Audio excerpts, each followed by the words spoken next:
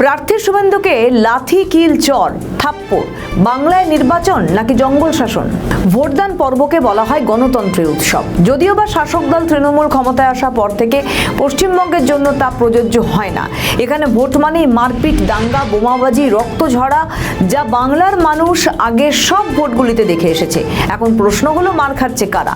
যদি বিরোধীপন্থী মনোভাবাপন্ন ভোটার থাকেন তাহলে তারা শাসকের রক্তচক্ষে পড়বে, এটাই স্বাভাবিক।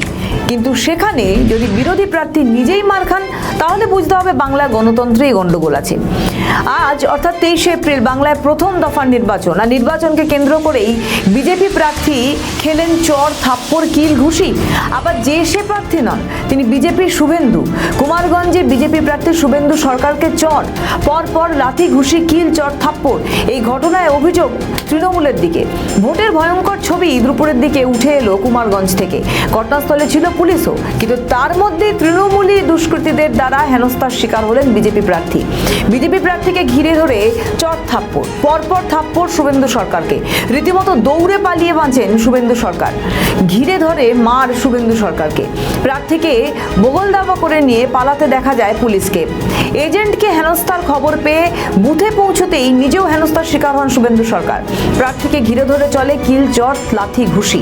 এই ঘটনায় ব্যাপক উত্তেজনা ছড়িয়েছে কুমারগঞ্জে।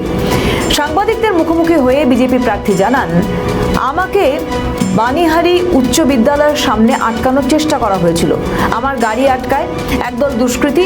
তৃণমূলের জিহাদি শক্তি আক্রমণ চালায় আমার উপরে, আমার গাড়ি ভাঙচুর করে। এই ঘটনায় পুলিশ সুপারের দিকে অভিযোগের আঙুল তোলেন শুভেন্দু সরকার। বলেন, আমি প্রথম দিন থেকেই বলেছি যে পুলিশ সুপারকে বদল না করলে এখানে নির্বাচন করা সম্ভব নয়। তবে আপাতত তিনি সুস্থ আছেন বলে জানিয়েছেন। কুমারগঞ্জে বিজেপি প্রার্থী শুভেন্দু সরকার সকাল থেকেই বিভিন্ন বুথে গিয়ে যারা ভোট দিতে পারছেন না তাদের পাশে দাঁড়িয়েছিলেন এবং যে সমস্ত বুথে এজেন্ট নেই তাদের বসানোর ব্যবস্থাও করেছিলেন।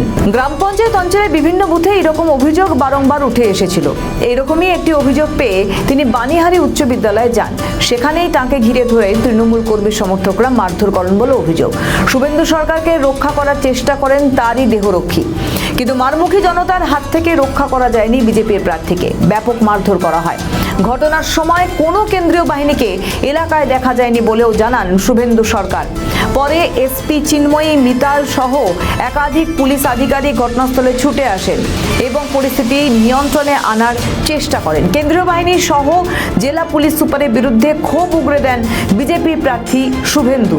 তবে যেভাবে বগলদাবায় করে প্রার্থীকে মারমুখ থেকে বাঁচানোর দৃশ্য ভাইরাল হয়েছে তা দেখে বলাই যায়, পশ্চিমবঙ্গ আছে পশ্চিমবঙ্গেই, যেখানে গণতন্ত্র মানে শুধুই দখলদারি। আমাদের ভিডিও ভালো লাগলে লাইক ও শেয়ার করুন, কমেন্ট সেকশনে আপনাদের মতামত জানান।